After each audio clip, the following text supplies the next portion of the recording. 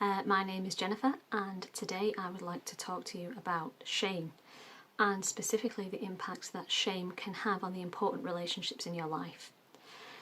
Now, I've spoken a lot on the Coping with Depression blog about how I spent years and years feeling deeply ashamed of my OCD and depression, and to the point where I was terrified of anybody finding out my dirty secret. And in 2014 I suffered a really serious mental health breakdown. I lost my job, I was suicidal and in a really bad place for about 9 months. And yet during that time, I would say 99% of the people in my life had no idea what was going on. They thought I was working, happy and healthy, and that is because I was lying to them. And this was all due to my shame and my fear of rejection should they find out the truth.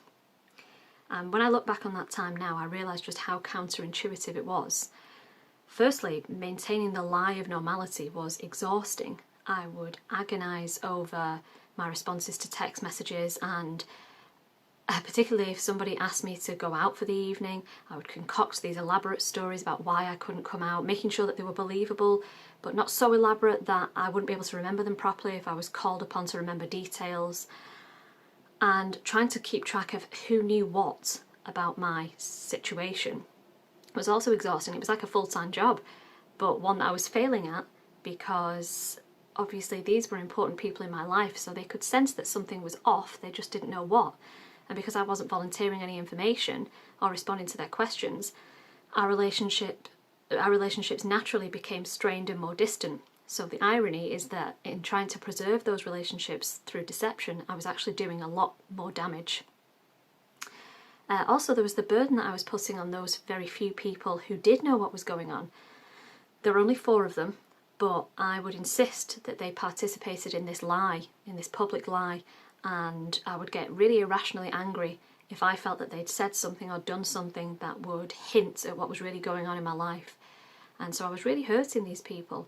And, the real kicker is that all these things combined, and my awareness of what I was doing to these people that I really cared about, were causing more shame, more guilt, more self-hatred.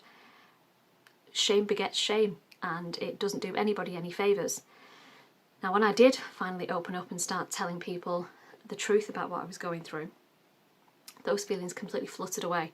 And I'm not going to say I didn't experience any rejection at all, and I would never advise anybody to reveal anything or disclose anything that they're not comfortable disclosing.